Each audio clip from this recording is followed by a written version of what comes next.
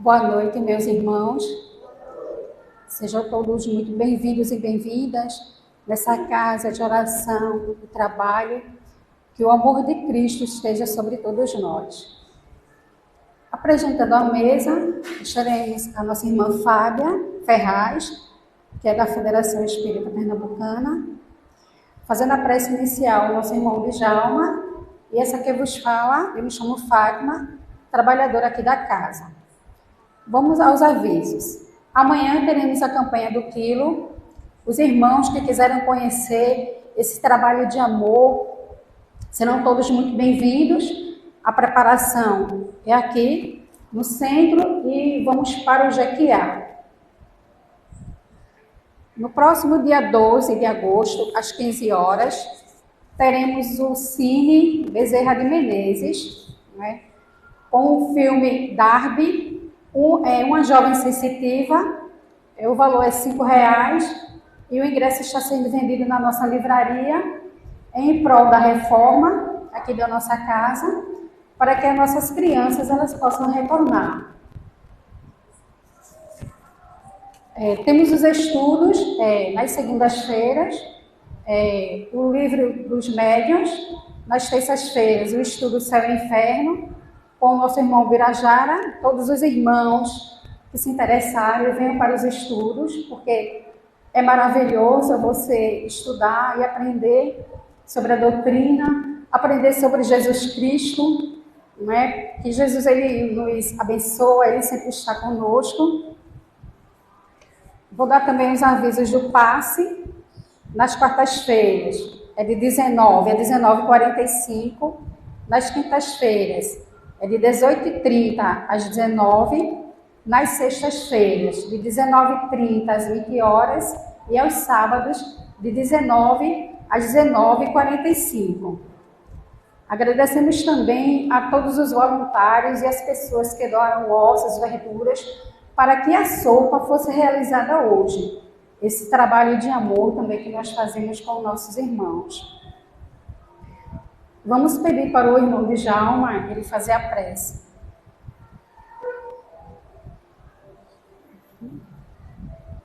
Nosso irmão, boa noite. Para quem não me conhece, sou Djalma, pequeno colaborador voluntário desta casa de oração e trabalho. Vamos fechar os nossos olhos para fazer a oração que nosso Senhor Jesus Cristo nos ensinou.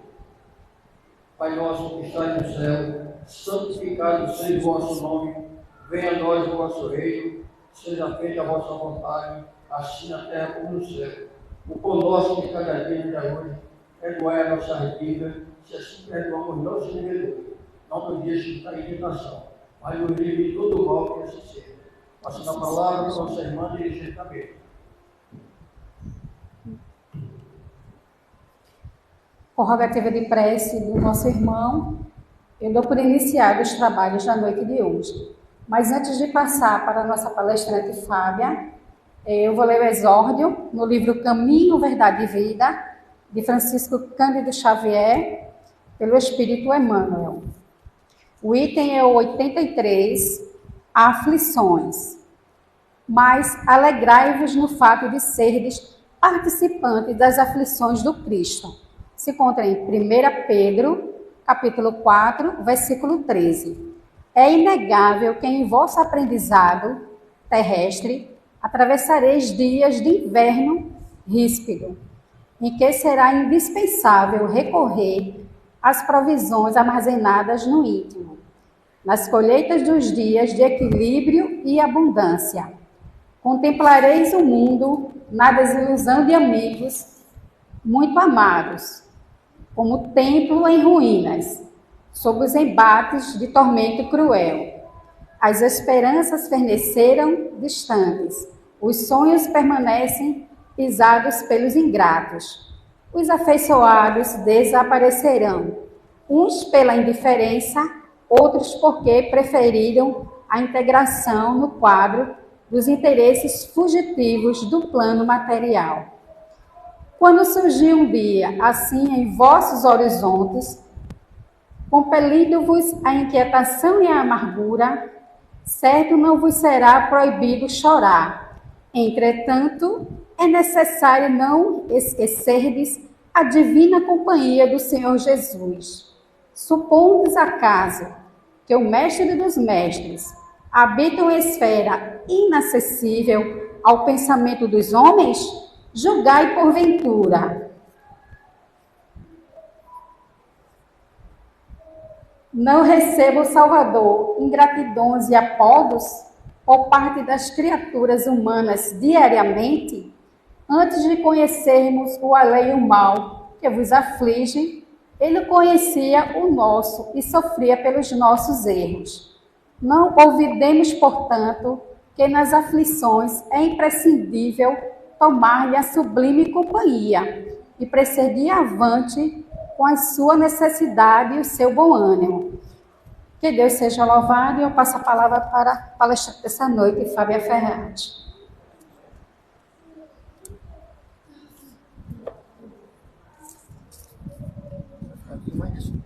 Não, fica aqui mesmo. Boa noite a todos. Que a paz de nosso Senhor Jesus Cristo esteja entre nós nessa noite, para todos sempre. Obrigada pelo acolhimento. Gratidão a Jesus pela tarefa, a equipe espiritual desta casa e a equipe material pela oportunidade de trabalho. Sempre que nós pesquisamos um tema e trazemos esse tema para as reuniões públicas doutrinárias, nós aprendemos. Sobretudo são temas que são bem caros, porque ao nos debruçarmos, nós também nos estudamos. Então, gratidão pelo tema. E gratidão pela presença de todos que aqui estão, encarnados, desencarnados, que possamos nos sentir acolhidos, que possamos estar receptivos às mensagens, aos ensinamentos que foram escolhidos, trazidos na noite de hoje, para que a gente possa refletir. Com certeza, são reflexões que são preciosas para a nossa mudança moral, tão necessária e urgente. O tema que nos foi dado a trabalhar é o tema que se encontra no Livro dos Espíritos, que é o livro estudado nessa casa no dia de hoje, sábado, e o tema é felicidades e infelicidades relativas. Então, aborda da questão 920 a 922 do Livro dos Espíritos, e nós iniciamos a nossa conversa com uma pergunta. Uma pergunta que você vai responder intimamente. Qual é o nosso maior desejo? Sabe quando alguém faz aniversário? O que é que geralmente a gente diz? Meus parabéns, felicidades, muita saúde, muita paz, muito amor. Não é assim que a gente faz? Porque é isso que nós imaginamos de fato que faria alguém feliz. É o melhor que nós podemos oferecer ao outro. Paz, saúde, muitos anos de vida, felicidades. Ninguém vai desejar o mal ao outro, não é isso? Portanto, uma das coisas que mais inquieta a criatura humana na busca de algo essencial para a vida, de fato, é a felicidade. Mas não é qualquer felicidade. Essa felicidade, para nós, ela tem que ser perene, ela tem que ser constante. E aí, será que a gente tem essa felicidade constante? Será que vamos estar sempre satisfeitos com tudo que ocorre e acontece em nossas vidas? Sem nenhum percalço, sem nenhum problema, sem nenhuma adversidade? Não, né? Mas é isso que a gente deseja. Sabe o filme, a novela, no final, e foram felizes para sempre. Esse felizes para sempre, ao qual é colocado para que nós outros acreditemos, sonhemos, busquemos a vida inteira por isso, é ilusório. Não há o felizes para sempre. Infelizmente, não. Não na nossa condição evolutiva nesse momento. Mas nós vamos lá na Bíblia e procurar saber um pouquinho a respeito disso. Há ou não felicidade nesse mundo? E aí nós vamos encontrar num relato lá que consta em Eclesiastes. Eclesiastes quer dizer professor, pregador. E esse pregador, ele se intitula filho do rei, filho de Davi, rei de Jerusalém. E que na historiografia se foi atribuída a Salomão, mas que a própria historiografia acaba dizendo que não foi Salomão que tinha tanta sabedoria, que colocou lá. Isso é um relato. Né? O Eclesiastes é um relato de alguém que tinha poder, de alguém que tinha tudo, que houvera feito tudo o que queria, provado de tudo, feito grandes coisas, mas não havia encontrado ali, em nenhum lugar, a felicidade. E aí a gente tem um resumo. Poxa, a felicidade não é desse mundo. Ele diz que tudo é vaidade. Tudo é vaidade, tudo vira pó, tudo se acaba, nada é para sempre. Portanto, a felicidade, a real felicidade, não é desse mundo. Então, acredito que muitos aqui já devem ter ouvido falar. Olha, está lá no Eclesiastes, a felicidade não é desse mundo. Poxa, que decepção, né? A felicidade não é desse mundo. E aí, o nosso codificador, o Allan Kardec, lá no Livro dos Espíritos, na questão 920, que é uma das questões que nos foi dada a estudar, faz a seguinte pergunta aos espíritos: pode o homem gozar de completa felicidade na Terra? Olha como é que está destacada aí a pergunta. Kardec não pergunta, pode o homem gozar de felicidade na Terra? Por que Kardec coloca completa felicidade? Porque o homem pode sim gozar de felicidade na Terra. Mas são momentos. São momentos. A própria codificação nos diz que se você tiver uma semana, um mês de alegrias, de bonança, você vai ter o resto da vida de tormentos. São momentos. Situações pontuais. Então ele pergunta: pode o homem gozar de completa felicidade na Terra? Os espíritos nos respondem: não. Bem categórico, não. E ainda diz por quê. Por isso que a vida lhe foi dada como prova e expiação. Outra questão que a gente já escutou, quem frequenta a casa há mais tempo, já deve com certeza ter escutado muitas vezes nas palestras, e aqueles que leem devem ter visto isso aí também. Nós estamos num mundo de provas e expiações. É um dos planetas mais atrasados. Prepondera o mal.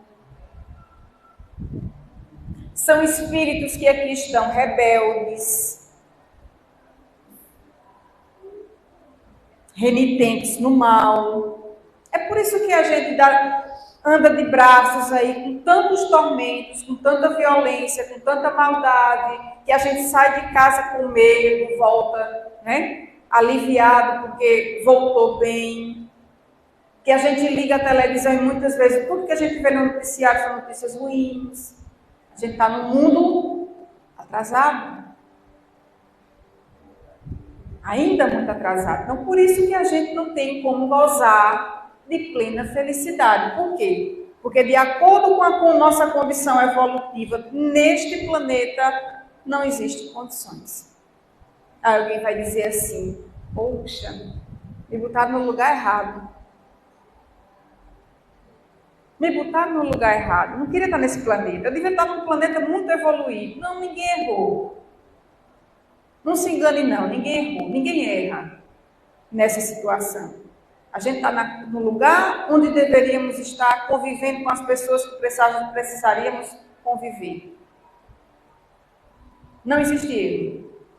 Está no cantinho certo, no momento certo. E aí, Jesus nos diz, nos dá um alívio diante dessa situação. Bem-aventurados os que choram, porque eles serão consolados. Jesus vai dizer isso no Sermão da Montanha. Está lá escrito em Mateus, capítulo 5, versículo 4. Bem-aventurados os que choram. Opa! Então, Jesus vai me consolar porque eu choro. Será que é assim? Todos aqueles que choram serão consolados? Todos que choram serão consolados? Será? E se a gente chorar porque não conseguiu fazer uma maldade? Tá vendo aí? Todo mundo chora, gente.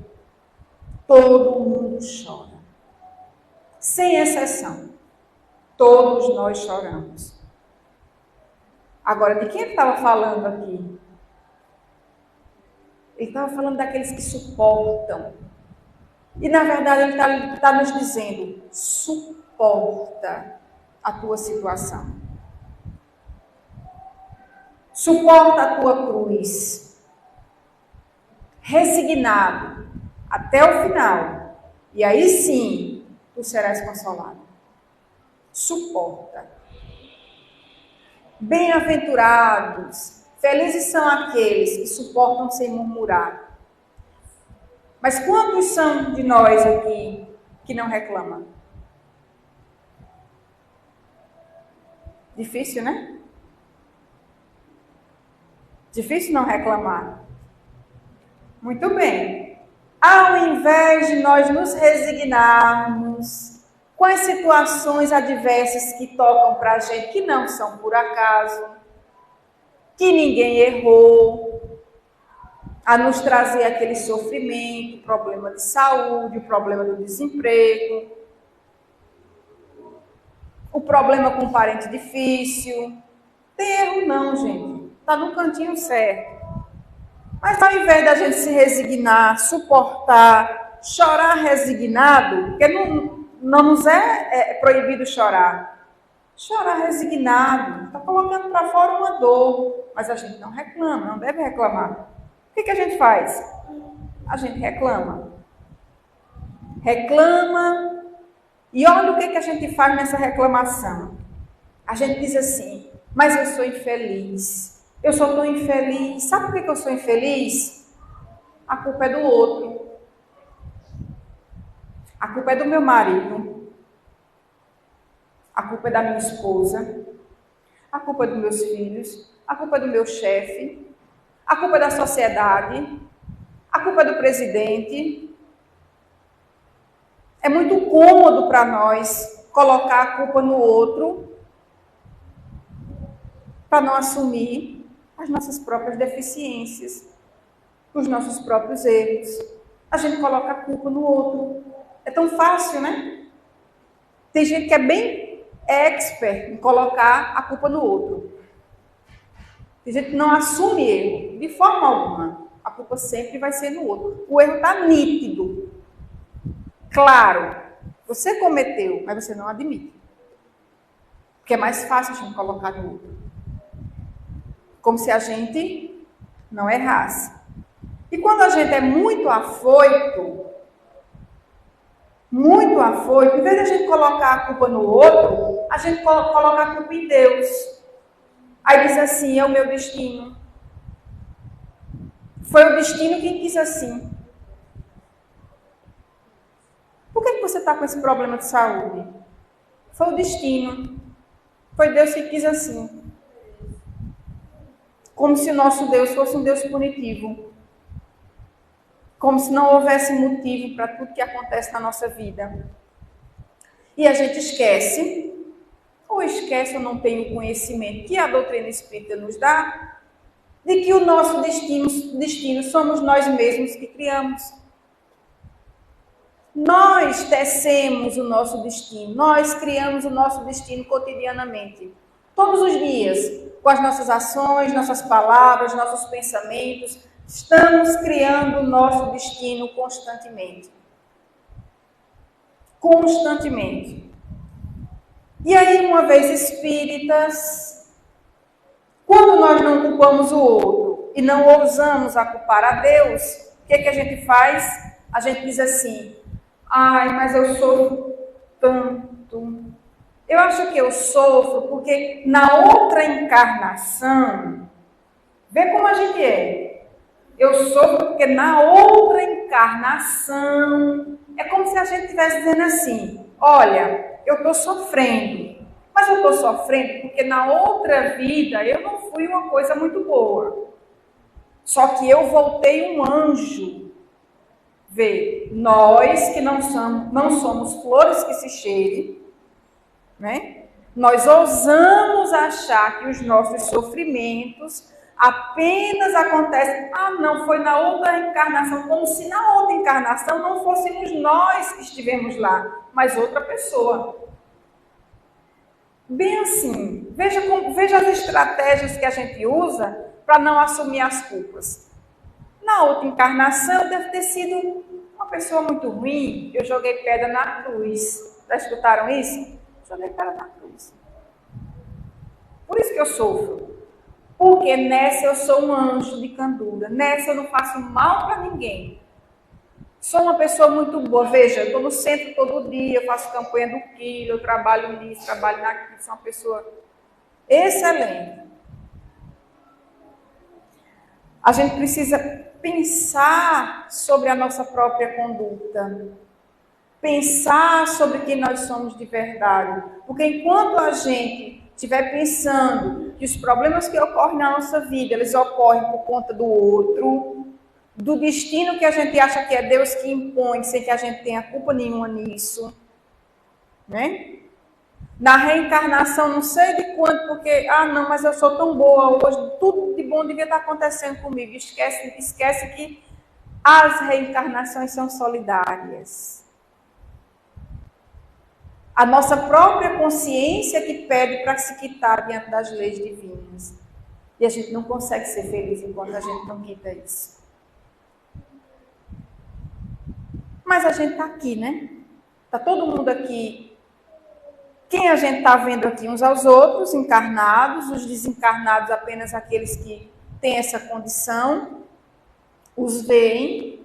Mas falando de nós outros aqui encarnados, estamos encarnados e, obviamente, gente, não é pecado a gente querer a felicidade. Todo mundo almeja a felicidade. Do mesmo jeito que a gente deseja a felicidade para o outro no dia do aniversário, a gente quer para a gente também. Por que não? Mas vamos pensar o que é felicidade para nós. O que é felicidade para nós? Para nós encarnados, para a maioria de nós encarnados. A nossa felicidade, gente, para a maioria de nós, está baseada no ter. Ter. Ter o quê? O que a gente sonha em ter? Recursos materiais. Não é assim? Recursos materiais. Ausência de dificuldades. A gente não quer dificuldade na nossa vida. Ausência de enfermidades. Meu Deus, quando a gente descobre que está doente, o mundo se acaba. Todos nós somos assim, gente. A gente quer ter poder,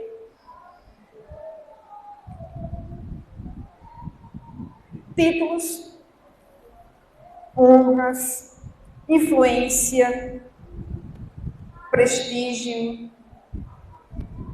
fama, Muitos dão a vida para ter fama. Beleza.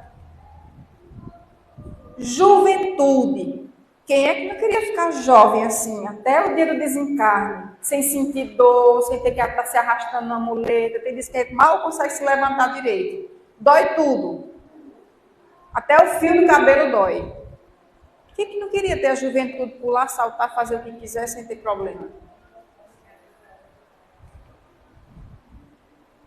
Prazer. E aí, fala-se em prazer, um leque imenso. Tudo aquilo que nos traz satisfação. Felicidade, prazer, gosto, enfim. Só que tudo isso, na maioria das vezes, em detrimento do ser. É por isso que dentro da nossa sociedade, aquele que tem tudo isso aqui, ou algo que tenha disso aqui, é bem visto, é bem recebido, é bem recepcionado. Aquele outro que não tem é desprezado. Por mais que ele tenha, né, qualidades morais, que é o que realmente importa. Não. Tem que ter prestígio, poder, recursos econômicos. A nossa sociedade doente, ela é assim. E aí, ó, a gente vai lá no Evangelho segundo o Espiritismo, no capítulo 5, item 20, e a gente tem a seguinte referência lá. A felicidade não é deste mundo. Com efeito, nem a riqueza, nem o poder, nem mesmo a florida juventude. Veja, dos itens que a gente colocou ali, uns dos itens que a gente colocou lá que fazia parte da base, do esteio, daquele que sonhava com a felicidade na matéria. Digo mais, nem mesmo reunidas essas três condições tão desejadas. Em tese geral, pode-se afirmar que a felicidade é uma utopia, é uma quimera, é um sonho. Dentro da nossa situação evolutiva, é isso que a felicidade representa. E cuja conquista as gerações se lançam sucessivamente, sem jamais lograrem alcançá-la. Esses são os esclarecimentos que a doutrina nos diz. Muito bem. E o que é felicidade, então, para o espírito imortal? A gente viu que seria para nós, encarnados, né?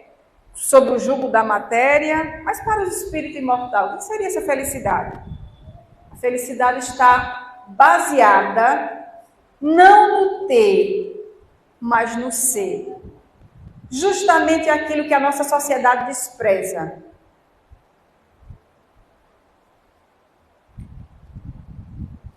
Que é ser benevolente, indulgente, que a gente necessita de indulgência com relação às nossas imperfeições, humildade, ser honesto, honestidade. Gente, quando a gente vê um caso, a gente se espanta assim, um caso passando na televisão, né? A gente só vê roubo, corrupção, tanta coisa errada. Quando a gente vê um ato de humildade, muitos olhos, que besta, como é que ele faz um negócio desse? Se fosse eu, nessa situação, veja o nível de adoecimento em que a nossa sociedade se encontra. Paciente é a base da felicidade para o espírito imortal. Paciente, pacificador, ou seja, um vem arrumar aquela confusão, ao invés de amenizar os ânimos, a gente coloca mais lenha na fogueira. É isso mesmo, faz isso, ele disse isso, e aí começa. Resignação,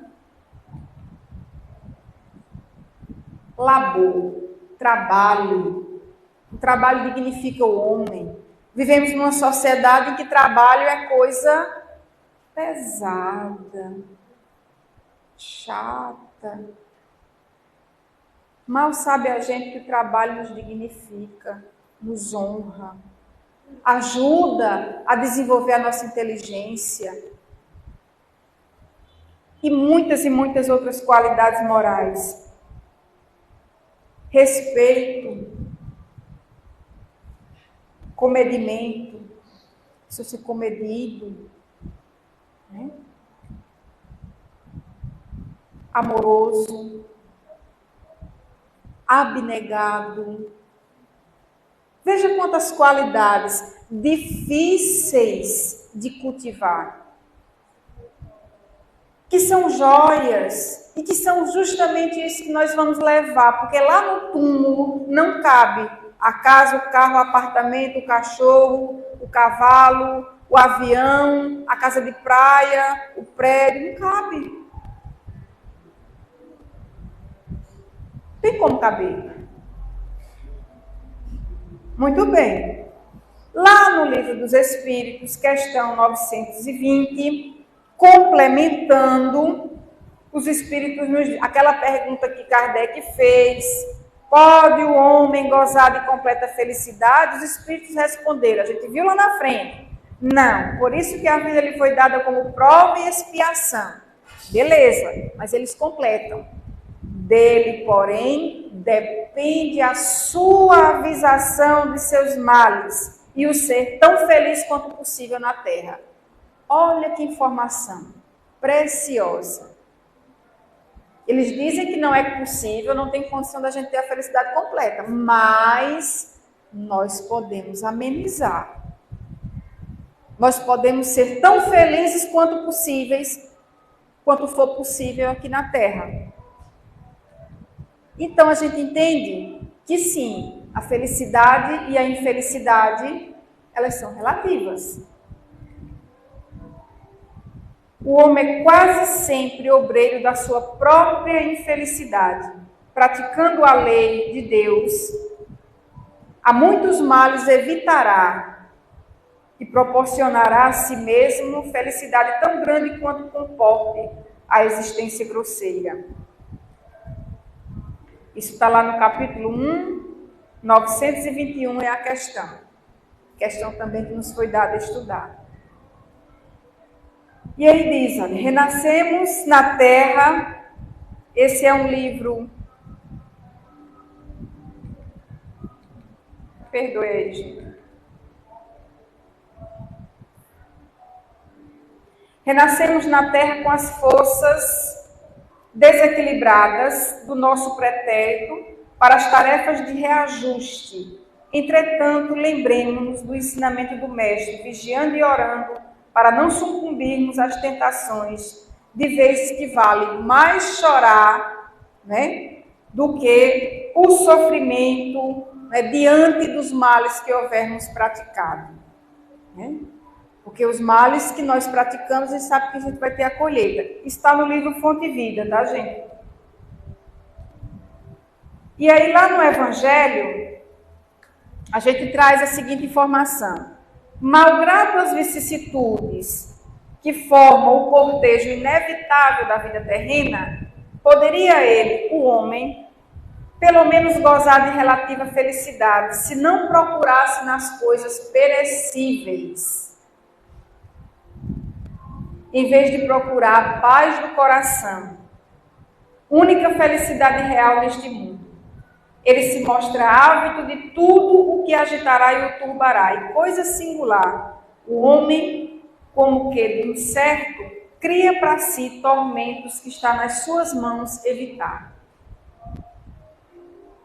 Então a gente cria as enfermidades, as situações dolorosas, os sofrimentos, as agonias, só nós que criamos. E a gente diz que é o outro, que é o destino, que só nós criamos. Vamos dar uma olhadinha assim, coisas bem simples do nosso dia a dia, como é que isso funciona? Nessa ânsia pela essa felicidade, nós vamos ter o hábito de buscar sempre o prazer. A gente está buscando incessantemente o prazer e fugindo da dor. Ninguém aqui quer dor. Ninguém aqui quer sofrimento. Se a gente dissesse assim, olha, você tem aqui 2 caixinhas. Uma com prazer, felicidade, e a outra com sofrimento e com dor. Qual é que você escolhe? todo mundo ia correr e escolher a da felicidade, né? É isso que a gente quer para a gente. Pois muito bem, coisas simples. O ato de se alimentar. Nos alimentamos por quê? Necessidade, prazer. Porém, o que a gente faz com a nossa alimentação? A gente exagera. Do exagero advém o quê? Doenças, né? Uma série de doenças que estão atreladas aí ao exagero alimentar. Né? Que a gente, se fosse falar aqui, ia passar a noite só das que a gente conhece, relativas à alimentação. Ou, diante da imposição, né, da mídia sobre padrões de beleza, tem pessoas que deixam de se alimentar e adoecem também para estar dentro daquele padrão. Principalmente as pessoas mais jovens. Então, a alimentação. E aí, utilizamos mal esse recurso e acabamos por pagar caro depois pelos nossos desregramentos ou as loucuras que venhamos a fazer em prol de uma ditadura da beleza que alguém disse que era bonito, interessante e mais bem visto ser assim. O trabalho. Trabalho é necessário, né? Como é que a gente consegue pagar nossas contas, nos alimentar, nos vestir, nos pagar, né? Educar os filhos, enfim. Trabalho é necessário. Muitos de nós, apesar do trabalho ser correlacionado à questão, né, da coisa pesada, do sacrifício, muitos de nós, graças a Deus, descobrimos o prazer em trabalhar. Muitos de nós sentem prazer no trabalho. Tá? Graças a Deus. Mas aí, o que o trabalho pode nos trazer que pode nos infelicitar? A ânsia pela avareza. Note que muita gente hoje não trabalha para obter o necessário. Muita gente hoje trabalha para obter o supérfluo. Se mata. Às vezes nem convive com a família. Para ter mais. É como se fosse um saco sem fundo. Nunca enche. Sabe por que nunca enche? Porque a nossa sociedade está inventando coisas todos os dias, necessidades todos os dias. Se a gente for parar para analisar bem direitinho, a gente realmente não precisa. Mas a gente acha que precisa. E aí se mata para comprar algo que é como se fosse um círculo vicioso. E aí vem o apego à matéria, e aí a gente está enrolado nessa situação.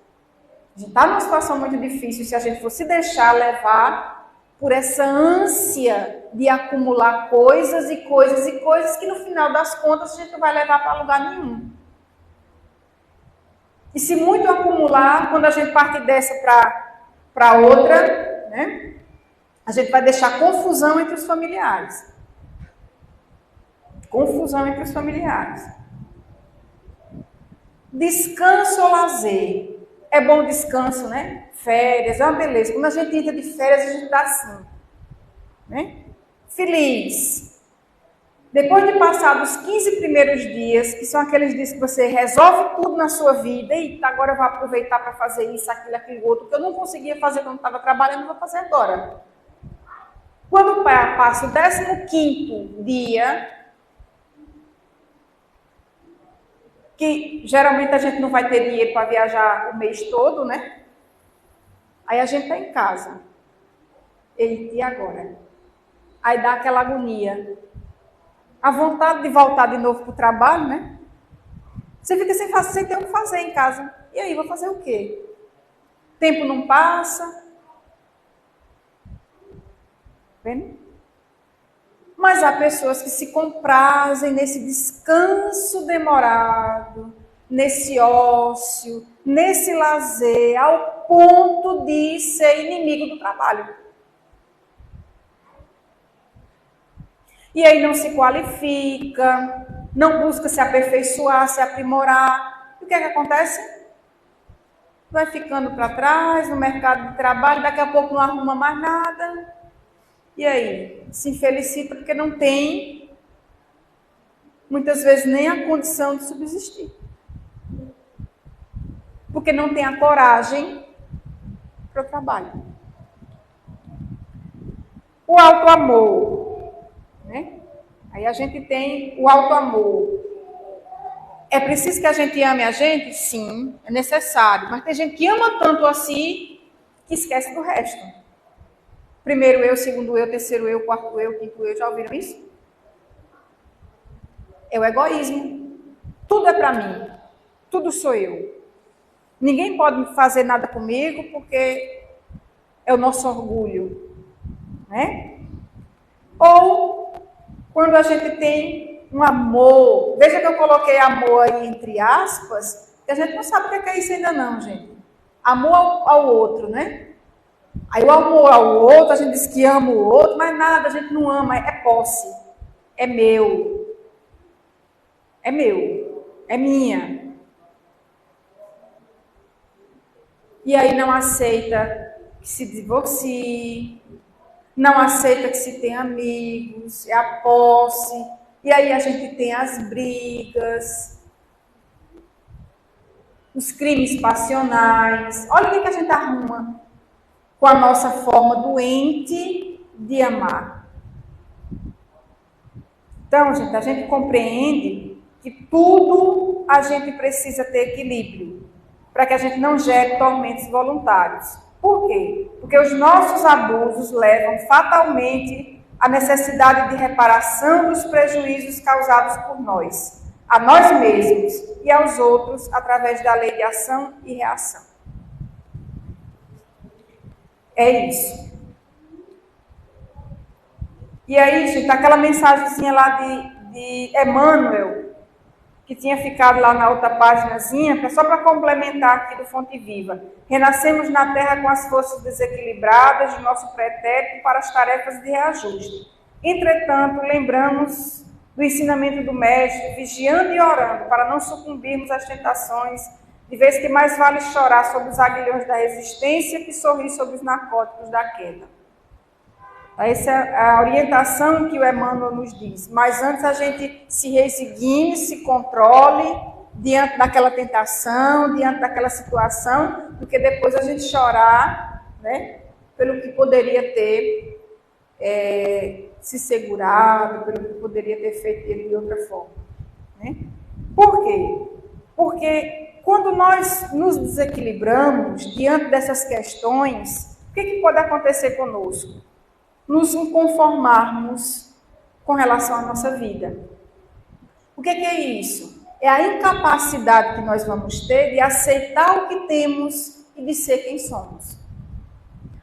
Muitos de nós têm essa incapacidade de aceitar quem é, de se aceitar quem é e aceitar aquilo que tem. Eu queria ser outra pessoa, ter o que o outro tem.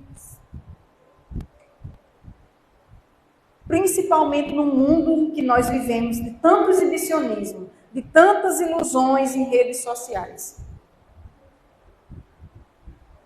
Tantas ilusões. Se a gente acompanhar as televisões, a gente vai ver atores, pessoas famosas, na busca, né, do corpo perfeito, né, de harmonizações, as pessoas não querem mais ficarem velhas, né? E a gente olha assim pra gente, vixe, como eu tô ficando velho, do fulano. Quando a gente vê um artista famoso ficando velho, como fulano tá velho? E a gente se espanta. A gente se espanta. Porque a do momento é a gente negar a velhice, como se a velhice não fizesse parte da gente. Como se a velhice não fizesse parte do processo. A gente quer cuidar da casca, mas não tem coragem de cuidar do espírito, da essência, que é o que realmente vale. O que isso pode nos levar? A essa inconformação, a uma tristeza profunda. Não é uma tristeza todo mundo tem, todo mundo passa aqui por dificuldade e fica triste. É aquela tristeza profunda, sabe? Nada alegra, nada acalenta, nada preta. Tem gente que vê o mundo cor de cinza e aí entra numa depressão. uma das características da depressão, no seu estado mais grave, é justamente o pensamento suicida. E aí muitos descambam para o suicídio. O que a gente acha de ter mais de 700 mil pessoas por ano suicidando-se?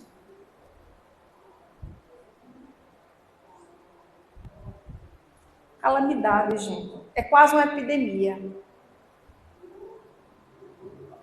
Principalmente jovens. Principalmente jovens. Acho que a gente deveria falar mais sobre isso. É urgente, é necessário. Sabe? É necessário. A nossa forma de ver o mundo, de nos ver, é um dos fatores que nos levam para uma escolha como essa. E sem sombra de dúvida, o que a literatura espírita nos traz é que a pior situação que a gente pode experimentar aqui na Terra, comparada à situação mais leve a que um suicida pode se deparar no plano espiritual, é 1 milhão de vezes melhor. Não importa a situação que nesse momento esteja passando pela sua cabeça. É 1 milhão de vezes melhor. O que a gente faz se a gente conhece alguém que infelizmente enveredou por esse caminho? Prece. Prece. A gente pode contribuir com a prece. No mais, cabe a Deus, todos nós somos filhos de Deus, nenhuma ovelha se perderá, já nos disse Jesus. Então, confiemos no Pai. No mais, para quem ainda está aqui, se a gente conhece alguém que passa por situações como essa, há uma ajuda, né? Um Centro de Valorização da Vida, o CVV, apoio emocional disponível por 24 horas, telefone bem facilzinho, 188. 188. Se alguém conhecer. No mais, gente, muitas vezes a gente se acha feliz, triste, porque a gente não tem condição ou a gente não se dá o trabalho de olhar ao nosso lado.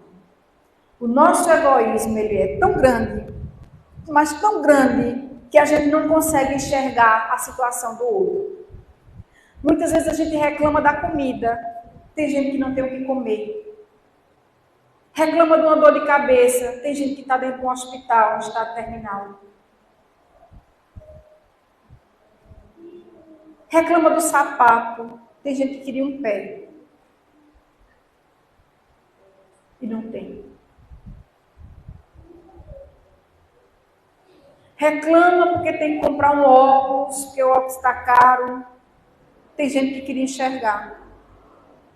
Percebe como a gente reclama demais? Todos nós reclamamos. Todos nós reclamamos. É impressionante. A gente precisa fazer um movimento urgente nas nossas vidas de agradecer mais. Agradecer pelo parente que está ali nos testando, nos ajudando a evoluir. Agradecer pela comida, pelo trabalho. Agradecer pela bênção da reencarnação. Olha que oportunidade bendita. Tem uma fila imensa precisando reencarnar, mas não, as pessoas não querem mais ter filhos. Está difícil. A gente tem a oportunidade. Olha que bênção a gente conhecer a doutrina espírita. Tantos ensinamentos importantes para nós. O que a gente está fazendo com isso? Olha, eu estou indo uma vez no centro espírita assistir uma palestra. Você se satisfaz com uma palestra por semana? Ah, não, eu assisto a palestra por semana, mas eu também faço o evangelho no lar uma vez por semana. Ah, isso é suficiente para matar a sua sede de curiosidade? A sua sede de conhecimento? Porque a doutrina nos foi nos legada aí para que a gente estude. E esse estudar é para o nosso próprio benefício, para que a gente se ilumine, para que a gente acabe ficando mais resignado diante das situações, porque as situações vão vir. é necessário para a gente. O que a gente está fazendo com essa misericórdia que nós recebemos de conhecer uma doutrina como essa, que nos esclarece, nos ilumina, nos traz informações preciosas? O que a gente está fazendo? Lá na questão 922, Kardec faz a pergunta: a felicidade terrestre é relativa à posição de cada um. O que basta para a felicidade de um constitui desgraça de outro. Haverá, contudo, alguma soma de felicidade comum a todos os homens? Olha o que os Espíritos nos diz. Com relação à vida material, é a posse do necessário. Quem é que se contenta com o necessário? Vamos combinar. Ele precisa olhar um pouquinho para a gente, né? Quem aqui de nós está se contentando com o necessário? Com relação à vida moral, a consciência tranquila. Olha só, consciência tranquila. Eu estou buscando o meu melhoramento. Estou me esforçando para errar menos. E a fé no futuro. Essa fé no futuro, a doutrina nos dá, com a compreensão, uma fé que é inabalável. Porque essa fé que a gente adquire com a doutrina, a gente não adquire essa fé porque o outro disse que era assim, não. A gente tem essa fé porque a gente sabe. E a gente só pode saber se a gente for lá no livro e estudar. Se a gente buscar. Porque é esse conhecimento que vai nos libertar. É esse conhecimento que vai nos alimentar, que vai nos dar força, coragem para enfrentar todas as vicissitudes que vier. Porque vão vir. Ah, mas eu sou espírita. As coisas não deviam ser amenizadas para mim? A gente não foi chamado para ter bonificação, não. A gente foi chamado para se iluminar e servir. Porque as situações que a gente tem que enfrentar, a gente vai ter que enfrentar. Que as reencarnações, elas são solidárias. A nossa própria consciência pede para quitar as nossas situações equivocadas lá do nosso passado. Então, olha, a posse do necessário cá entre nós. A gente não precisa de tanto para ser feliz. A posse do necessário e a consciência tranquila. Consciência tranquila. Fé no futuro. Que futuro? Somos espíritos imortais. Isso aqui é só uma passagem. No livro Sermão da Montanha, do escritor Rodolfo Caligares, ele diz o seguinte: o reino de Deus, ou o reino dos céus, está dentro de nós mesmos. É um estado de felicidade proporcional ao grau de perfeição adquirida. E não há outro meio de consegui-lo, senão praticando o bem, porque só o altruísmo purifica, melhora e aperfeiçoa as almas.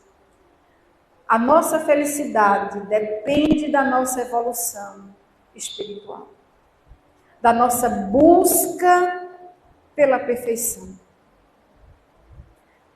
O nosso entendimento sobre os nossos defeitos. A nossa busca incessante por domar as nossas más inclinações. Esse é o objetivo.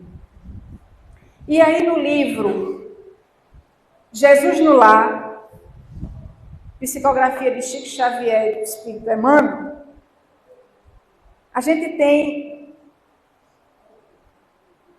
uma mensagem, né,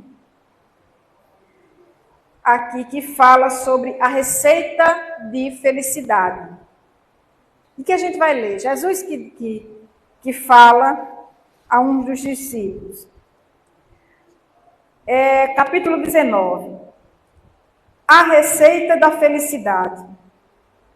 Tadeu, que era um dos comentaristas mais inflamados do culto da Boa Nova, em casa de Pedro, entusiasmara-se na reunião relacionando os imperativos da felicidade humana e chamando contra os dominadores de Roma e contra os rabinos do Sinédrio.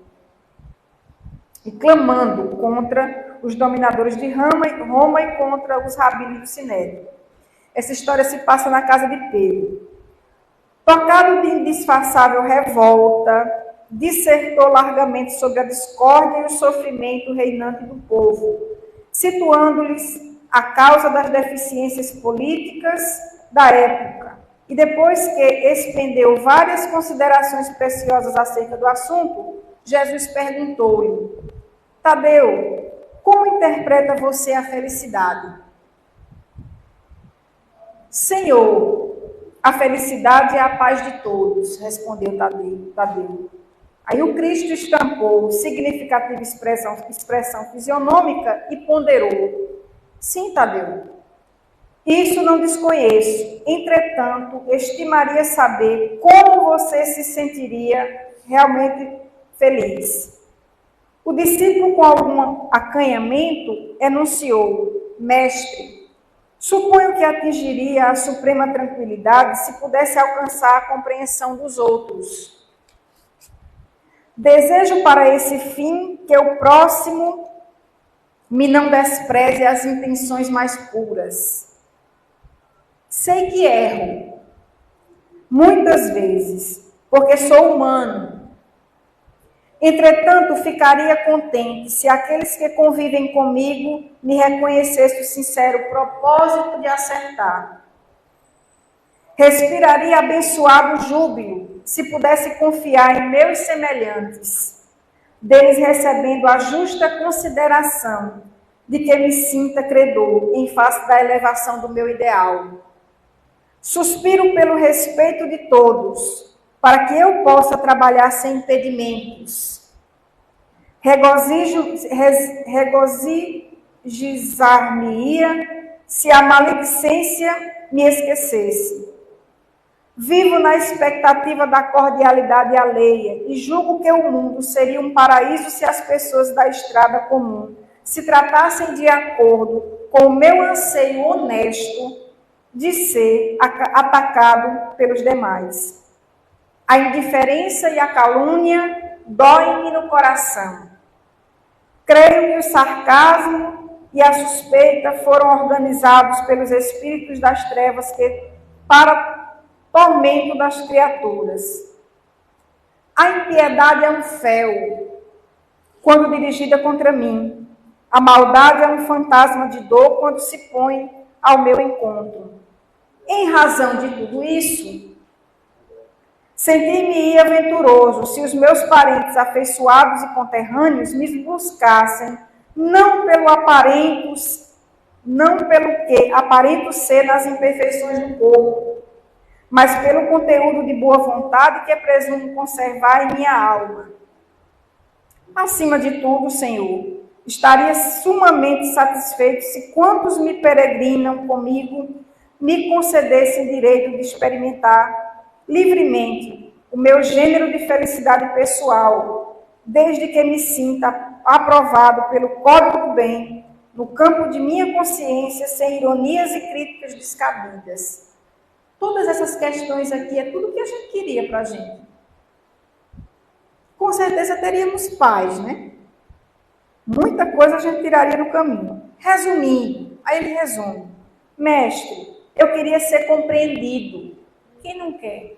Eu queria ser compreendido, respeitado e estimado por todos, embora não seja ainda o modelo de perfeição que o céu espera de mim, com o abençoado concurso da dor e do tempo.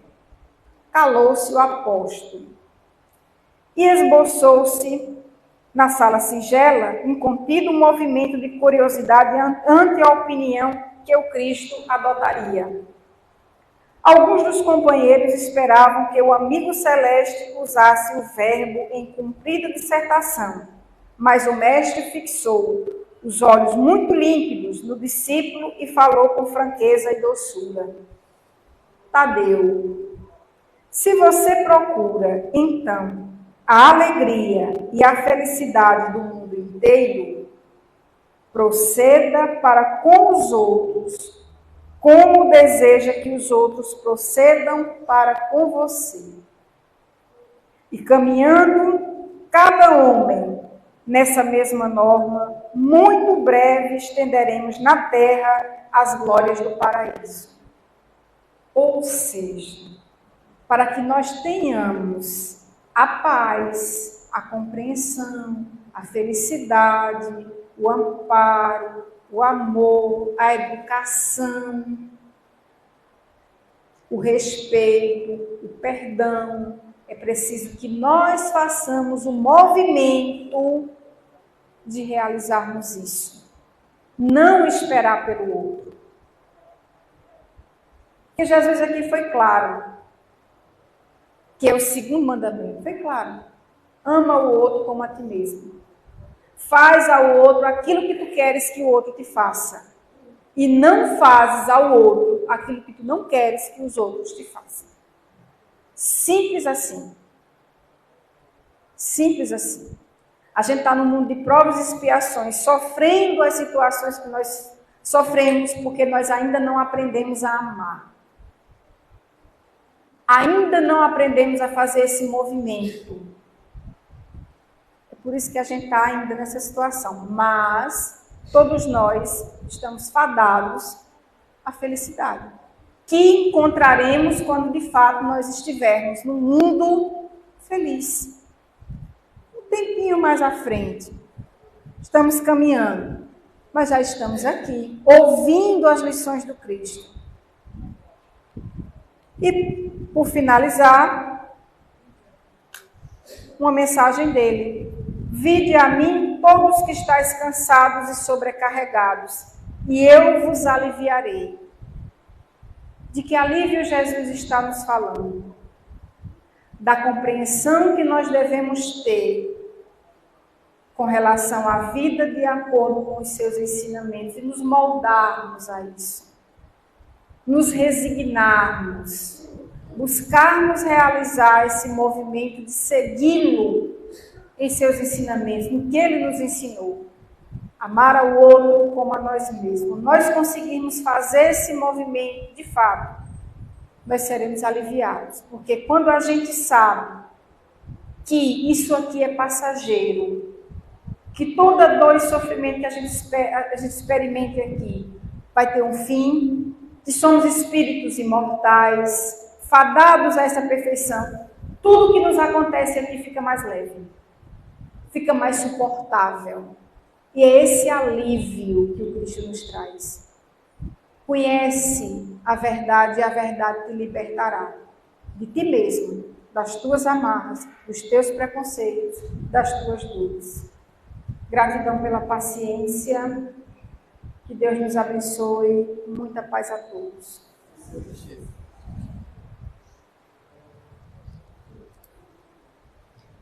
Gratidão a Deus por os ricos ensinamentos. Que Deus abençoe a irmã Fábia.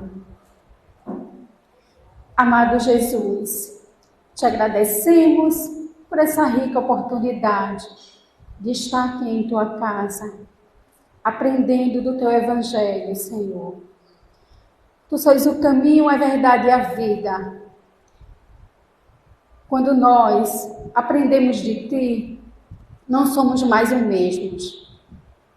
Aonde nós erramos, nós tentamos sempre acertar. Se magoamos alguém, nós vamos em busca de perdão. E nós também perdoamos. Vamos fazer a prece que Jesus nos ensinou. Pai nosso, que estais no céu, santificado seja o vosso nome. Venha a nós o vosso reino. Seja feita a vossa vontade, assim na terra como nos céus. O pão nosso de cada dia nos dai hoje. Perdoai as nossas ofensas, assim como nós perdoamos a quem nos tem ofendido. E não vos deixeis cair em tentação, mas livrai-nos de todo o mal. Assim seja, que os irmãos possam retornar às suas casas em paz, porque em paz aqui os irmãos chegaram. Que Deus seja louvado, e eu dou por encerrada a palestra da noite de hoje.